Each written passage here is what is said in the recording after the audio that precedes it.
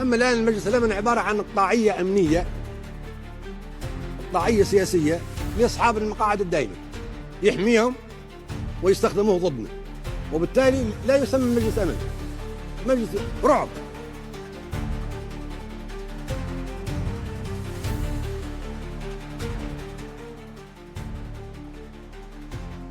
In your life, have you ever met someone like this? This person has a full mouth and restless hands. They are cheap, treacherous, and insatiably greedy, yet completely incompetent. The words "punch me" are written on their forehead. The phrase "courting disaster" is stuck between their teeth. From their prostate to their tonsils, they exude an aura of sheer annoyance. If you have really met someone like this in your life, then please accept my condolences. If you have not met such a person, then congratulations. You are about to, because Gaddafi was exactly this kind of person. On the Chinese internet, the story of how Gaddafi offended the 5 permanent members of the UN Security Council has become something of a meme. We won't go into detail on that in this episode, but after making so many episodes about small countries, many friends feel that if I do not talk about Libya, my work is not truly complete. Many people ask me, was Gaddafi one of the 5 people on the list of Africa's 3 greatest tyrants? The answer is no. As absurd as Gaddafi was, compared to the likes of Bokassa and Makshas, he was still a junior. However, not being one of the 5 people on that list does not mean he was not mad. Offending the 5 permanent members was just a snapshot of Gaddafi's insane life. Gaddafi's madness was different from Makka's, whom we have discussed before. Makshas was the genuine article, no imitations, high quality, low price, no deceiving anyone, a series of nonsensical rhyming phrases from the originals. A truly biologically certified madman. But Gaddafi's madness was acquired. It was madness with style, madness with character. His whole life was just that arrogant. Some called it having a grand vision. Others called it having a brain hemorrhage. Now, allow me to introduce the ultimate form of Albania's Hoxha, the philosophical brother of the Soviet Union's Brezhnev, the iron ally of Uganda's Amin, the trash-talking buddy of Argentina's Galtieri, an unsuccessful pot steerer, a very successful master of disaster, the leader of the Arab leaders, the king of the African kings, the dean of the Islamic imams, chairman of the Libyan Revolutionary Command Council and commander-in-chief of the armed forces, the head of state whose highest rank was colonel, Muammar Muhammad Abu Minir al-Gaddafi. Laughs. Hello everyone. Please subscribe to the channel. In 1942, Gaddafi was born south of Sirte, Libya, in a small desert tribe. Libya is located in North Africa, covering an area of 1.76 million square kilometers, equivalent to about 3 times the size of France. Logically, a country that large should have some influence in the world, but like other North African countries, most of Libya is occupied by desert. The population is small. Even today it is just over 6 million people, about the population of a small estate. There are several accounts of Gaddafi's family background. Some say his parents were in the service industry, renting out camels. Others say they were herders, but whether his family was in the primary sector or the tertiary sector, in short, they did not have much money. But although his family was poor, they valued education, at least his education. He successfully completed his elementary schooling in his hometown. Then he went to the big city of Misrata for middle school, and to Benghazi for university, studying history first, then the military, until he joined the army in 1963. This experience might not seem like much, but his resume was not that simple. From a young age, Gaddafi had strong charisma and leadership skills. He also read books, and he could talk a good game. So even though his family was very poor, his classmates all looked up to him as their leader. His followers carried small stools with them, so he could give speeches at any time. Even more impressively, he organized his followers into a formal system. He created an organization called the Gaddafi Fan Club. In this organization, Gaddafi established clear hierarchical relationships and even forbade members from different branches from contacting each other privately. It feels like if he did not go into politics, he would have been a great pyramid scheme salesman. The young Gaddafi was a man of ideals. He had attended university, and his education level was far above the average Libyan, whose only schooling was prenatal. When Gaddafi was in middle school, Egypt's Nasser launched a revolution, overthrowing Egypt's Pharaoh dynasty. The revolution deeply moved Gaddafi. For his entire life, he considered Nasser his idol. The reason his highest military rank was only colonel was because Nasser's rank was also colonel. Originally, Libya did not have fertile ground for a revolution because Libya did not really look like a country at all. It was a patchwork of tribes, with chieftains everywhere. Their reigns brief but glorious. The state was just an empty shell. After World War II, with British and American support, the monarchy was established. This country was dirt poor, lacking everything except sand. But, unexpectedly, in 1959, Libya suddenly discovered vast reserves of high-quality oil. It became rich overnight. Camels turned into motorcycles, but as oil revenues grew, the flaws in Libyan politics became apparent. Libya's King Idris I was old and feeble, completely unable to negotiate favorable terms with Western oil companies. Libya's oil profits were mostly taken by Britain and the US. The small portion left for Libya was almost entirely hoarded by the royal family and their tribes. Internal tensions were extremely high. Gaddafi's rank in the army was lieutenant. Although his rank was low, he thought big. He created a new organization within the army, the Free Officers Movement. In the situation at the time, various factions in Libya were restless. The Free Officers Movement was naturally no exception. In 1969, Gaddafi and the other members of the officer corps decided to rise up and revolt to overthrow the Idris dynasty. To hell with them. How to describe Gaddafi's coup process? One sentence sums it up. If a screenwriter dared to write it this way, they would definitely be flamed to death. The coup was originally scheduled for March 21st. 1969, but when the appointed date arrived, the operation was postponed. Why the postponement? Because on March 21st, the famous Egyptian singer Kulthum was coming to Benghazi for a concert. Kulthum was famous throughout the Islamic world, basically the Madonna of the Middle East. Gaddafi and his fellow officers unanimously agreed that before overthrowing the government, they might as well enjoy a concert first, so everyone collectively decided to postpone that day's revolution and go support Kulthum. It is common for a coup to be delayed by unforeseen events, but common sense dictates that such an accident would only postpone the coup by a day or two. But this is Africa. The only common sense in Africa is that there is no common sense in Africa. So Gaddafi postponed the coup for a full 6 months, waiting until September to make his move. On September 1st, 1969, on a dark and stormy night, perfect for mayhem, Gaddafi decided to act. Gaddafi's coup plan was extremely simple. So simple it can be described in one sentence. Launch coups simultaneously in the capital Tripoli and the second largest city, Benghazi. Control the radio station and military barracks and announce the success of the coup. That is it. Normally, with such a simple plan, it would be easy to make it foolproof. But Gaddafi and his comrades managed to execute this foolproof plan and make it leak like the Three Gorges Dam during a flood. First, let us talk about the Tripoli operation. Gaddafi himself was in Benghazi. For the coup, he sent his aide, Meheshi, the day before, to take over the barracks in Tripoli. Meheshi arrived at the Benghazi airport and found he had missed his scheduled flight. He tried to get on the next flight, but the second flight was sold out. Luckily, he knew a friend at the airport who pulled some strings for him, getting him a standing room only ticket on the flight. He made it all the way to Tripoli. After arriving in Tripoli, how did Meheshi get to the military barracks? He took a taxi all the way to the barracks because he was so excited. He got out of the car as soon as he arrived, leaving the guns, ammunition, and coup documents all in the taxi. He arrived at the barracks empty-handed. On the other side of Tripoli, Gaddafi's confidant Jalloud, with 600 soldiers under his command, was preparing to take over the air defense forces. But just as the 600 men were about to set off, they discovered they only had a total of 1,050 bullets. That is less than 2 bullets per person, fewer bullets than the number of enemies, not even enough for everyone to have a handgun. The coup in Benghazi was led by Gaddafi himself. Just as he was leaving to meet his troops, he was stopped by 2 military policemen who asked for his help to fix a motorcycle. Gaddafi, afraid of attracting attention, spent a full few hours with them fixing it before he could get away. He finally found his troops. Gaddafi led them out in the early morning. Soon, they discovered the biggest problem of their mission. They could not find their target, the Benghazi radio station. According to an eyewitness, it was a dark and stormy night. There was not a single light on the streets of Benghazi. The entire unit, under Gaddafi's leadership, wandered the streets of Benghazi, becoming an organized group of loiterers. When Gaddafi launched his coup, Libya had already been discovering oil for 10 years. As the second largest city, Benghazi's infrastructure was so poor that it had no streetlights. It is truly hard to understand. After thinking about it carefully, I think my perspective might have been too narrow. The king of Libya must have been playing 4D chess. In the 1960s and 70s, it was an era of surging revolutionary tides. Coups and revolutions in various countries were hardly news. Every year, reactionaries were being hung from lampposts, so the king of Libya probably thought, if I do not install lampposts, the revolutionaries can't hang me. No lampposts did indeed create a huge problem for Gaddafi. He led his troops around and around, finally found the radio station, and turned around to find he had become a commander without an army, because the main force behind him had gotten lost during the wandering, and he had shaken them off. Gaddafi arrived in front of the radio station, all alone, with a since I am here attitude. Facing the radio station guards, he decided to launch the coup by himself. The guards at the radio station spotted him. Then Gaddafi just calmly walked in.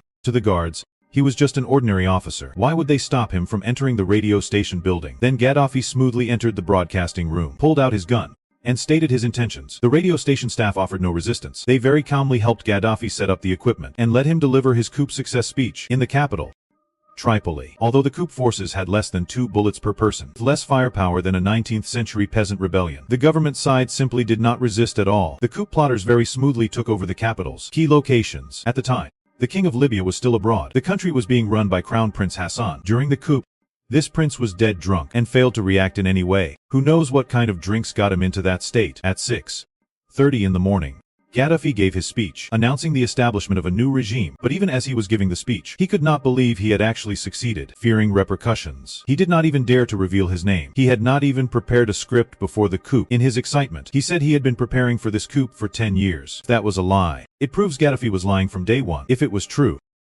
to have planned for 10 years and still execute it this poorly, then it proves he was truly an imbecile. This was the so-called Gaddafi revolution, the achievement he would later repeatedly boast about. He basically just picked up a regime for free. Before Gaddafi came to power, the Americans had already taken notice of him, because at the time, Libya's Idris dynasty leaned more towards Britain, which made the Americans a bit unhappy. So before Gaddafi's coup, America had given him some support, but what the Americans did not expect was that Gaddafi had many tricks up his sleeve, but one trick he carried with him for life was being a user. How did Gaddafi get his lieutenant rank? After enlisting, Gaddafi aggressively pursued the daughter of his superior, General Khalid, and he succeeded in winning her over, becoming the general's son-in-law. Only then was he, as an outsider, able to gather a group of followers. But after Gaddafi's coup succeeded, General Khalid had lost his value. He immediately divorced his first wife. If he treated his own father-in-law like that, it goes without saying how he would treat the Americans. When Gaddafi came to power in 1969, he announced he would respect the rights of foreign companies and protect foreign property. Britain and the US thought the young man was on the right track, so they did not give him a hard time. Instead, they helped him build some infrastructure and even provided him with loans. But Gaddafi only stayed on that right track for less than a year. In 1970, he confiscated the US Air Force Base. In 1972, he abolished all cooperation agreements with the United States. In 1973, he went even further, completely seizing the 51% stake held by US oil companies, without paying a single penny. He just took all of America's oil interests in Libya for free. In the long run, nationalizing oil interests is a good thing for the country and its people. But at the time, people were all holding their breath, thinking, Gaddafi, you are finished. You dare to confiscate American companies. Just you wait. But after Gaddafi confiscated the American companies, nothing happened, other than cursing him a few times. The Americans had no other reaction. The reason for this situation was that Gaddafi had already latched onto another powerful backer. You know who I am talking about without me having to say it. Soviet anthem plays. The relationship between the Soviet Union and Libya was extremely good. Soviet Premier Brezhnev attached great importance to his relationship with Gaddafi. Why? Because during the Cold War, most of America's allies were assets, while most of the Soviet Union's allies were liabilities. The Soviet Union had to spend a staggering amount of money on its allies every year, and while Gaddafi might not have been the sharpest tool in the shed, he had money.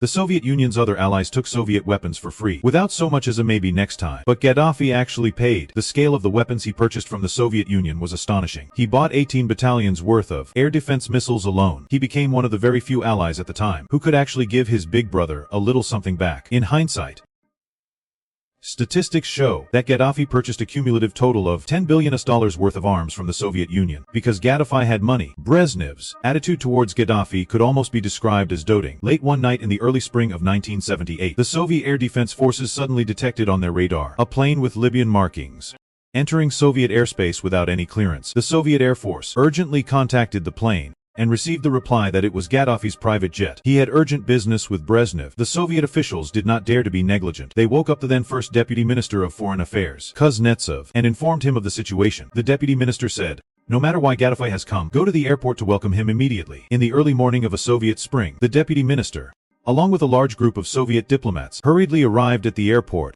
After Gaddafi landed at the Moscow airport, the cabin door opened, but he did not appear. A person inside poked their head out and said, Chairman Gaddafi asked, where is my brother Brezhnev?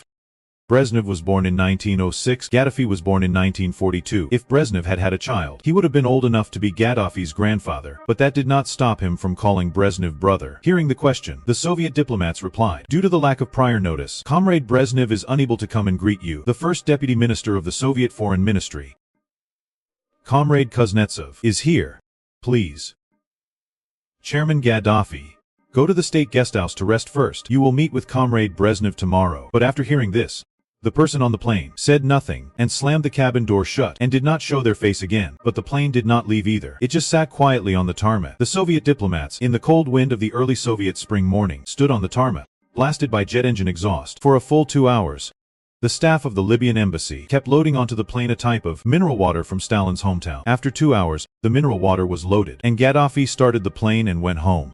If you think this story is absurd, let me tell you, in Gaddafi's diplomatic career, this really was nothing. In 1981, Gaddafi officially visited the Soviet Union. This time, Brezhnev gave him a grand welcoming ceremony. On a certain day of the visit, according to the schedule, Soviet officials were supposed to take him to visit a military barracks to discuss arms purchases. The Soviet diplomats gathered in the morning at the entrance of Gaddafi's guesthouse. Gaddafi dawdled and would not come out. When he finally emerged, Gaddafi looked up at the sky and said, "According to our Arab custom, you can't go out if you can't see 3 stars in the sky. Today's schedule is cancelled." The Soviet diplomats were seasoned veterans. They would seen it all. They said, "Comrade Gaddafi, if we are not going to the military barracks today, what would you like to do?" Gaddafi thought for a moment and said, "I want to see a Muslim funeral." Although the Soviet diplomats were seasoned veterans, this request still shocked them. They said this request was impossible to fulfill. There are few Muslims in Moscow to begin with, and we can't just kill one for you for this occasion. Gaddafi said, "I do not care. I want to see a Muslim funeral." Finally, after a full-scale search by the JIT, they found a Muslim who had been buried the previous month. The Soviet government arranged the most lavish funeral for him, but when Gaddafi arrived at the funeral, he accused the imam, saying, "You are not doing this according to the rules." The imam said, "If you can do better, you do it." Gaddafi then said, "I won't do it. I want to visit the family of the deceased." The Soviet Foreign Ministry and GB officials, at the end of their rope, finally did not agree to his request. If it were not for Brezhnev's attitude, the KBP would have arranged something for Gaddafi. You know, the Khybe's ability to orchestrate overseas coups was in no way inferior to the Shia's. However, Gaddafi's diplomatic style was not just reserved for the Soviet Union. He was the same with all countries. His feud with China began in the 1970s. In 1970, Gaddafi sent people to China to ask Premier Zhou Enlai if he could buy nuclear weapons. His attitude throughout was extremely arrogant, and he was flatly rejected by China. Chairman Mao described him as arrogant and obnoxious. 1982. During Gaddafi's only visit to China, he resolutely refused to inform the Chinese side of his itinerary or his entourage list, causing extreme difficulties for China's reception work. After arriving in China, Gaddafi, to the series of friendly cooperation projects proposed by the Chinese side, gave no response, not even a glance. He just said he wanted to buy nuclear weapons. Later, late at night, he suddenly made a request to throw a birthday party for his female bodyguard. The chefs at the Diaoyutai State Guesthouse worked through the night to prepare food for him, and one of them collapsed from exhaustion. Gaddafi's visit to China yielded no cooperation agreements because he felt China's national strength was too weak. Other than nuclear weapons, there was nothing worth discussing with China. In the history of international diplomacy, there are many leaders with strong personalities who disregard trivial matters. For example, Khrushchev's shoe banging and Tito's cigarette are famous moments in diplomatic history. But the actions of these powerful figures all had a purpose, and only a powerful country has the confidence to be so audacious. But Gaddafi, both in domestic and foreign affairs, displayed a level of misplaced confidence completely inconsistent with his actual status. Some people praise Gaddafi, saying that no matter what, Gaddafi turned a poor, backward country into a high-income country, and for a time even had free education and healthcare. This is his achievement. That is a heartless thing to say. Libya's former wealth was entirely due to oil. What does that have to do with Gaddafi? On the contrary, due to his decades of relentless meddling, he took a country that could have quietly been a wealthy oil state and drove it to ruin. Gaddafi liked the color green because green is the color of Islam. Under his leadership, green in Libya was not just a color. It was fashion. It was charisma. It was light. It was electricity. It was a myth. It was love. It was warmth. It was hope. It was April in the human world. It was the great immortal in the sky. Documents published by other governments are called white papers. Documents published by Libya are called green papers. Under Gaddafi's design, Libya's national flag became simpler and simpler, finally becoming a piece of pure green cloth, hailed as the world's simplest national flag. However, the Libyan flag can only be considered one of the 2 simplest national flags in the world, because the French flag is as simple as the Libyan flag. Gaddafi claimed to be frugal, only loving to live in tents, not houses. But his frugality was like Emperor Jijing claiming he only had 8 sets of regular clothes for all 4 seasons. Everywhere he went, he had to live in a tent. When he went to the UN General Assembly in 2009, the Libyan delegation rented a large plot of empty land in New York at a high price to pitch a tent for Gaddafi. And who did this empty land belong to? Image of Donald Trump with text, "Look at that guy over there." Under Gaddafi's leadership, the Gaddafi family became the richest in Libya, monopolizing Libya's oil, hotel, aviation, and many other industries, with assets amounting to tens of billions of dollars. And in the later stages of Gaddafi's rule, due to US sanctions, Libya's economy was in a severe recession, with the unemployment rate staying above 30% for many years. The gap between the rich and the poor was enormous. The Libyan people are not stupid. If they were really living well, who would want to rebel? If it was just internal meddling, that would be one thing. But Gaddafi spent decades exporting his ideology. We have mentioned before that Gaddafi had good relations with both Bokassa and Amin. He sent troops to participate in the Uganda-Tanzania war and was soundly beaten by Tanzania. He sent troops to invade Chad and fought back and forth with Chad's armed pickup truck forces. These wars, other than proving the excellent matchmaking system of the African server, were completely meaningless. To sum up Gaddafi's military career in one sentence, a lifetime on the battlefield, without a single victory. When Gaddafi was young, he was particularly eager to promote the merger of Egypt and Libya, repeatedly pitching his merger plan to Presidents Nasser and Sadat, but was politely rejected by Egypt. After the Fourth Middle East War, the leader of the Arab countries, Egypt, finally recognized its own strength, realizing it was impossible to defeat Israel. In order to get back the Sinai Peninsula, which was occupied by Israel, Egypt had to make peace with Israel. The two countries established diplomatic relations in 1979. Egypt's establishment of diplomatic relations with Israel greatly shook the Arab world. It is like dating someone on one side and being engaged to someone else on the other. That is definitely not appropriate. Right. The Arab countries collectively broke off diplomatic relations with Egypt. Egypt completely lost its leading position in the Arab world.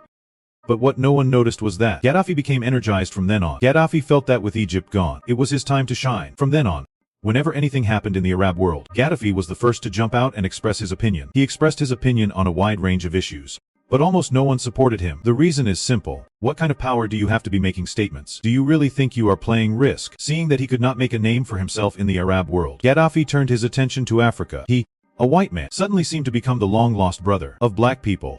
He actively contacted African countries, saying that all Africans are one family. In 2005, when a Secretary of State Condoleezza Rice visited Libya, Gaddafi commented on Rice, "I love her. I admire her. She is our African daughter. I am proud of her."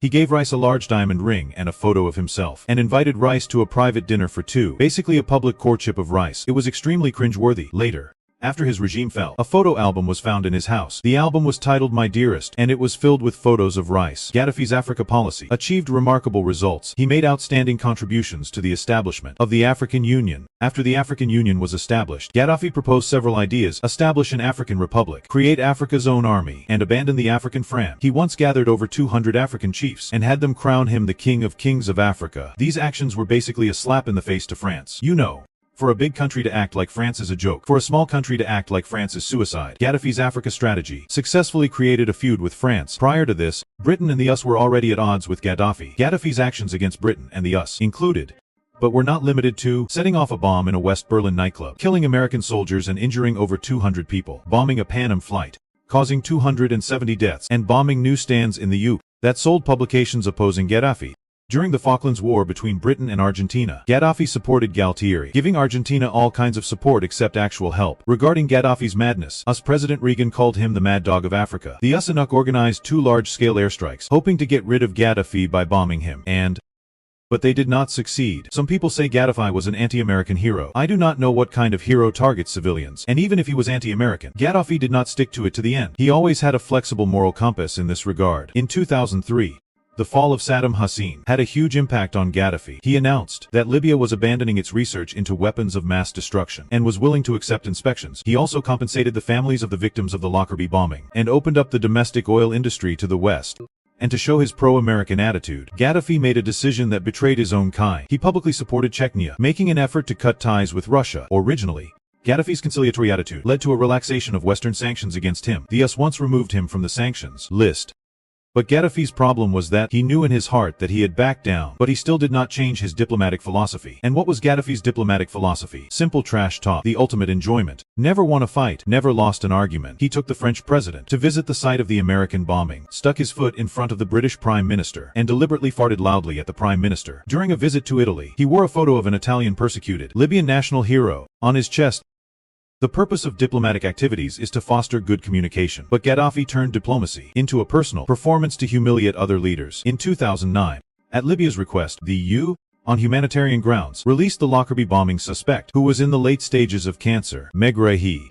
The British government hoped that Libya would be mindful of the feelings of the bombing victims' families and handle the suspect's return with a low profile. So Gaddafi organized a welcoming party of thousands. He and his son personally went to the airport and welcomed Megrahi back with the treatment of a national hero. This incident caused a huge uproar in the UK. The British government was heavily criticized for it. In the same year, Gaddafi attended the UN General Assembly for the first time. He ignored the UN's time limit and talked non-stop for over 90 minutes, to the point where the simultaneous interpreter had a breakdown and left the room.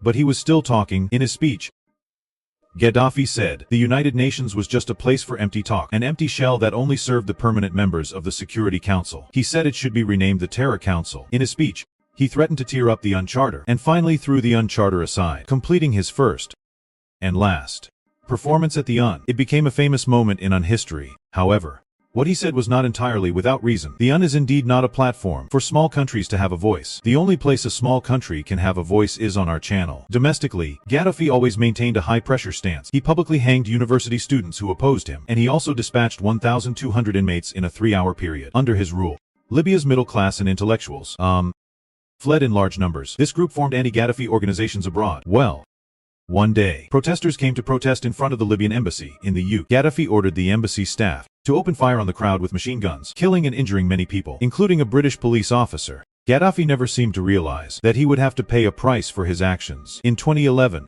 the Arab Spring spread to Libya. Libya quickly descended into a state of civil war. The UN voted on Resolution 1973 to establish a no-fly zone over Libya. Of the 15 Security Council members, not a single one opposed it. The resolution passed smoothly, and what followed was Gaddafi's end.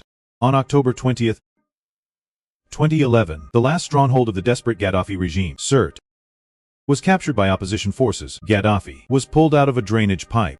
Before that, he was mistreated for hours by opposition fighters and was finally killed by several gunshots. His son, Muammar, was also killed with him. NATO, represented by the US, and France, were certainly dogs, but that does not mean Gaddafi was not also a dog. It was just a case of dog eat dog. After Gaddafi's death, many people said Gaddafi was a great tyrant. I really can't figure out where Gaddafi's greatness lies. In his entire life, besides being good at terrorism and making a scene, he never did anything that demonstrated martial virtue. He meddled for 40 years with a regime he picked up for free. The drainage pipe in Sirte was the fitting end to his absurd life. And as for his fate, more than 2,000 years ago, our ancestor, Hanfizi, had already predicted it. A small country that is not humble, a weak force that does not fear the strong, rude and contemptuous of great powers, greedy, obstinate, and diplomatically arrogant, such a country is ripe for ruin.